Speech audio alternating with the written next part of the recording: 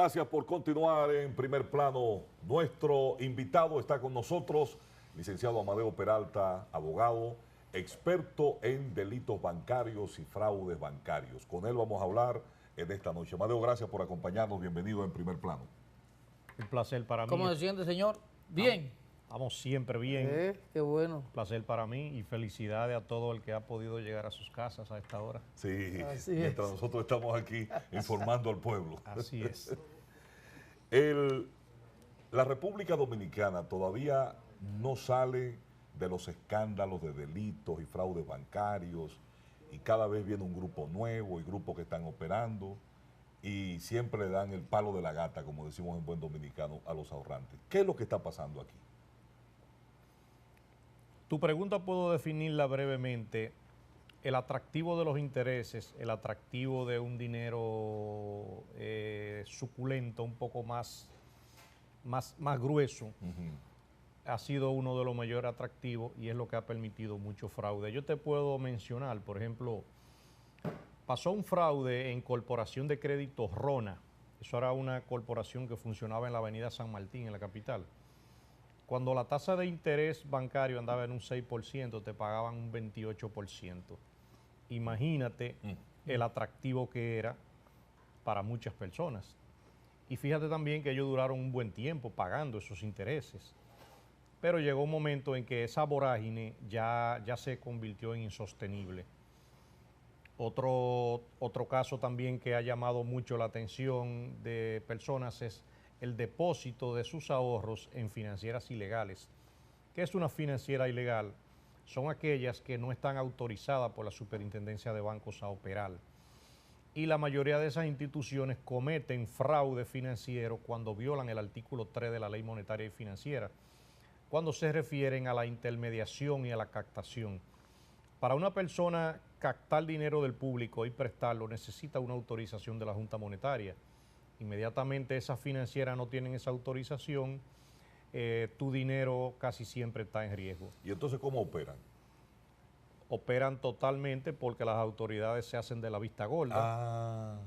Yo te puedo mencionar de que en La Vega funcionaba una financiera que se llamaba Inversiones y Préstamos Veganos. Esa financiera tenía cerca de 28 años operando en La Vega. 28 años. Inclusive estaba en una avenida muy concurrida, o sea, estaba a la luz de todos. Y esa financiera, cuando cometió un fraude que se desapareció, se fue con cerca de 500 millones de pesos de gente de La Vega, pero también que vivían en los Estados Unidos, sacrificado y depositó su dinero en una financiera. El caso ahí fue tan fuerte, te puedo decir para mí, que ni siquiera en la Cámara de Comercio esa financiera estaba registrada. No operaba en la DGI, no funcionaba nada. Una contabilidad fantasma, una contabilidad rudimentaria. Lo mismo aconteció en mi pueblo, en Puerto Plata. Ahí habían, no es que no hay más, hay más. Habían 3 financieras que allá eran conocidas como El Banquito, había una. Estaba en una avenida céntrica, cometió un fraude de 1.400 millones de pesos. Y no solamente estafó a muchos dominicanos, sino que también lo peor fue que estafó a muchos extranjeros, a muchos franceses, muchos italianos que se encuentran en calidad de pensionados en la provincia de Puerto Plata, en Cabarete, en Río San Juan y en algunas provincias contiguas. Ese dinero hasta el día de hoy se encuentra a la deriva, estamos luchando en los tribunales, pero han sucedido casos no tan lejos como en Puerto Plata, sino en pleno centro urbano. Te puedo mencionar lo que le llamaban empresas Belgal, financiera Belgal. Eso cometió un fraude de 500 millones de pesos. ¿Y dónde funcionaban las instalaciones principales? En la calle Luisa Osema Pellerano, aquí en Gascue. Pero eso tenía 12 sucursales, tenía una en Boca Chica, una en Herrera, en el Ensancho Sama, en Villamella. Y esa financiera, a la luz de todos, captaba recursos del público, pero la cantidad de préstamos que emitía eran mínimos. De ahí que cuando captan 500 millones de pesos del público, aparecen préstamos posiblemente que no sobrepasan los 2 millones de pesos. Eso mismo sucedió con las financieras en Puerto Plata. Yo siempre he dicho también que cuando vino y entró en vigencia la ley monetaria y financiera, le dio un plazo de 2 años a todas esas financieras que no se encontraban reguladas para que se acojan a la nueva ley e inclusive tuvieran nueva regulación y un encaje legal. Ese plazo inclusive se le dio una prórroga, pero muchísimas financieras no se acogieron a la ley. ¿Qué debió haber hecho la superintendencia de bancos? Debió haberla cerrado. Intervenirlas, sí. E intervenirlas porque operaban al margen de la ley. ¿Qué sucedió en la práctica, en la realidad? Se quedaron operando a la deriva, se quedaron como perros por su casa y ahí están los ejemplos de los fraudes. Al día de hoy yo te puedo decir que, aunque no se me vea, como diría uno, relajando por encima de la ropa, pero yo estoy involucrado en cerca de 11.000 millones de pesos en fraude financiero que han ocurrido a través de 13 financieras. 11.000 millones de pesos. Y estamos hablando de miles de ahorrantes, gente que tiene su dinero ahí. De miles de ahorrantes. Y si tú hicieras, por ejemplo, una suma pequeña y rápida, yo te puedo decir, calcula fraude Banco Peravia, 1.400 millones. Financiera Invelsia de Teodoro Hidalgo, 1.400 millones. Financiera Inversiones y Préstamo Vegano, 500 millones. Inversiones, Préstamos y Descuento en Puerto Plata, 1.400 millones. Inversiones al Día, 300 millones. Empresas Belgal, 500 millones. El Banco Providencial, 600 millones. Actualmente la Corporación de Crédito Oriental, que es el caso más reciente. Es el caso más reciente, se le atribuye un fraude oscilando los 1.400 millones. Cuando usted habla de 11.000 millones de pesos, ¿cuál es la consecuencia de quienes se introducen en ese negocio de la financiera? Porque si a cualquier gente le dice, mira, tú vas a hacer un fraude de 2.000 millones de pesos, va a coger 6 años preso, usted se hace cuenta que usted se fue a una loma, trabajó 6 meses y se ganó 200 millones de pesos. ¿Qué es lo que pasa? Que no se sanciona con severidad a los responsables de esos fraudes. Me gustaría esa respuesta cuando retornemos en un instante. Ya regresamos con nuestro invitado en el día de hoy.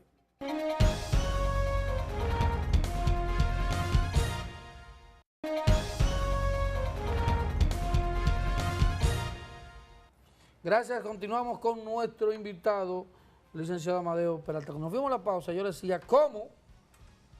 Solamente eso es lo que usted maneja. 11.000 millones, ¿cuántos presos hay? Actualmente, si hago así un conteo rápido, deben haber posiblemente 6 personas presas. Por 11.000 millones. 6 nada más, por eso muy chingentes. La mayoría están en libertad provisional bajo fianza. También, que no están presos. Tú tienes ahí el caso Banco Peravia, que tenía 20 imputados. De esos 20 imputados hay 12 prófugos de la justicia, habían 8 presos, y de ahí a los 3 años le fueron variando la libertad a algunos de ellos. En el caso de la financiera Invelsia, se encontraba preso Teodoro Hidalgo y su esposa por ese fraude a través de la Cervecería Nacional Dominicana. Ya a la esposa le variaron la medida de coerción. Tú tienes ahí también el caso de Empresas Belgal, donde hay 7 imputados, hay un solo que tiene arresto domiciliario. De ahí también que yo te puedo decir, la ley monetaria y financiera ha sido evidente que es vulnerable. Es evidente que la ley monetaria y financiera necesita ser revisada, actualizada a los nuevos tiempos, a los nuevos delitos. Debe ser actualizada en cuanto a la pena, a las sanciones. El hombre, cuando no le teme a la ley, precisamente ni caso le hace. Claro. Si no hay consecuencias. Si no es lo que te estoy diciendo. Se te van a 3.000 millones. Te digo, bueno, yo me voy por una loma de Monteplata. 6 meses sin salir de ahí, trabajando, y después bajé con 3 millones. Fíjate, si yo te hago también hincapié, nosotros actualmente tenemos un código penal que tiene 200 años. ¿Cuánto es la pena mayor por estafa? son 2 años. 2 años, oye. Entonces imagínate una persona que comete una estafa de 100 millones de pesos. Claro. Y no hay, no Y hay que te acumulación, condenen. y no hay acumulación de pena. No hay acumulación de pena porque ese nuevo código penal que aprobaron en principio trajo cúmulo de penas y Sí, pero este encabezado- ampliación de penas. Ajá, ajá. Pero sigue a la deriva. También te puedo decir que en materia de violación a la ley monetaria y financiera, nosotros como técnicos en esa materia hemos tenido que ligar la ley de lavado de activos. Y es precisamente porque todo el que comete un fraude financiero y te roba el dinero, de una u otra manera lo convierte y lo transfiere en bienes, intenta disfrazarlo y con eso se comete lavado de activos. A través de la ley de lavado de activos se puede aumentar la pena a 20 años de prisión. Como no hay cúmulo de penas, la ley más fuerte es la ley de lavado de activos en materia de fraude financiero. Si existiera el cúmulo de penas, entonces a una persona pueden condenarlo, por ejemplo, por violación a la ley monetaria y financiera, una pena. Por violar la ley de lavado de activos, otra pena. Por asociación de malhechores, otra pena. Por estafa, otra pena. Y así, según delitos que le vayan comprobando. Ahora, yo me asombro, no salgo todavía de mi asombro, cómo es que estos negocios operan por tanto tiempo de manera ilegal, a la luz de todo el mundo, porque no es ajeno a las autoridades, ¿es negligencia de las autoridades monetarias, financieras, la superintendencia, o es contubernio? Mira, yo he dicho que la supervisión ha fallado, pero dentro de que la supervisión ha fallado, también te puedo decir que la mayoría de esas entidades, y me voy a referir a las que son reguladas, es lógico, llevan doble contabilidad, ocultan información vital que es causa de supervisión, esa información vital es causa de cierre, causa de intervención, hasta los propios auditores que auditan las operaciones de la empresa cometen fraude, por lo cual también deben ser sancionadas por la Superintendencia de Bancos y también en algunos casos deben ser encausadas ante los tribunales. Y te puedo decir que tú tienes ahí el caso de la Corporación de Crédito Oriental. Ahí hubo un exceso también de abuso de confianza de parte de los directivos. Muchas personas iban y ahorraban en la Corporación de Crédito Oriental y te entregaban un certificado financiero de 2 entidades que no están autorizadas a operar en el sistema. Más sin embargo, tú no te percatabas que no te entregaron un certificado de Corporación Oriental, que fue donde tú fuiste, sino que te entregaban uno que decía Financiera Oriental, que no existe, o otro que se llamaba Oriente Medio. Ninguna de las dos estaban autorizadas.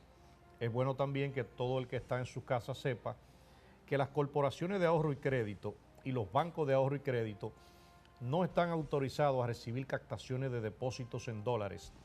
Y uno de los mecanismos de captación de Corporación de Crédito Oriental era recibir también captaciones en dólares. Eso viola el artículo 42 de la Ley Monetaria y Financiera, viola el artículo 68 y el 80. Pero también en muchas de esas entidades, si te hago un recuento corto y te digo, en Banco Peravia, en Corporación de Crédito Rona, en Corporación de Crédito Oriental y otras, eso estaba también cargado de préstamos fraudulentos. ¿Cómo yo me doy cuenta? Yo trabajo, tengo unos chelitos y bueno, yo voy a poner esos 10 millones, 15 millones de pesos ahí para cuando venga el tema de comprar la pastilla. ¿Cómo yo me doy cuenta de que esa vaina no funciona y que es ilegal? ¿Qué tú me le das a la gente? ¿Qué recomendación?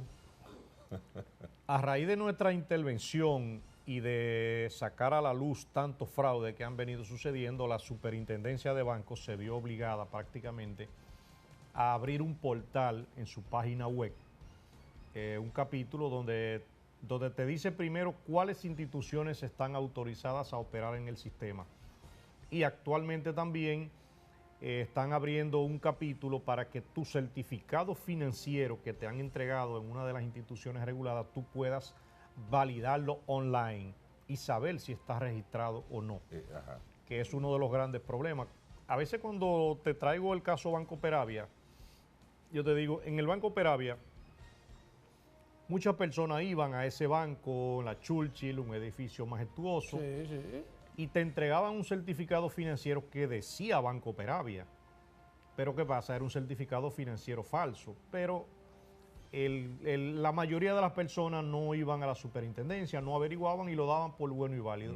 Te pagaban los intereses y tú seguías Feliz y tranquilito. contento, claro. Hasta que, de hecho, sucedió una trama que te hacían los directivos del Banco Peravia, y es que cuando tú querías solicitar la devolución de tus ahorros, a pesar de que ellos te habían pagado intereses por eso, ellos terminaban poniéndote una querella a ti por falsificación de instrumentos financieros. Oh.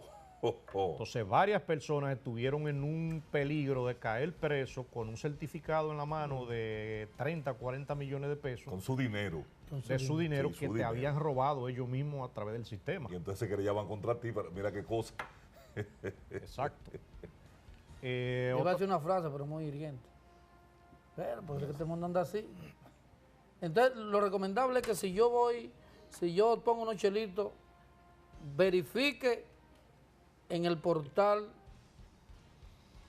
de que eso está legal. Inclusive tú puedes averiguar, O ir al banco. tú puedes inclusive hacer cualquier indagatoria antes de depositar en una de esas entidades.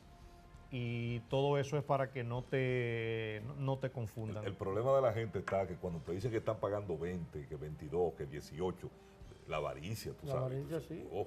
inmediatamente tú te abalanzas y no averiguas nada. Y pone entonces tu capital en riesgo, que es lo que ha pasado. Exacto. Bueno, es una situación muy difícil porque el problema cuando una de estas instituciones quiebra o es intervenida o se fugan los dueños, entonces el ahorrante es el que pierde porque su dinero está en el aire. Recuperar ese dinero es una travesía dolorosa. Definitivamente el que se ve envuelto en una situación como esa no va a tener el respaldo muchas veces de la superintendencia de bancos. Entonces tiene que querellarse a través de un abogado que sepa del tema y tiene que querellarse a veces por estafa o por abuso de confianza, por violación a la ley monetaria, para que en un proceso penal pueda recuperar sus ahorros. Bueno, ya lo sabe usted, ha tenido información de primera mano con el licenciado Amadeo Peralta, que es un experto en este tipo de temas de fraudes, delitos bancarios, monetarios, y que ha tenido casos, bueno, mire, más de 11.000 millones de pesos en los casos que lleva. A ustedes gracias por habernos acompañado en este programa en Primer Plano. Mañana nos encontramos nuevamente a esta misma hora y por este mismo canal. Hasta mañana.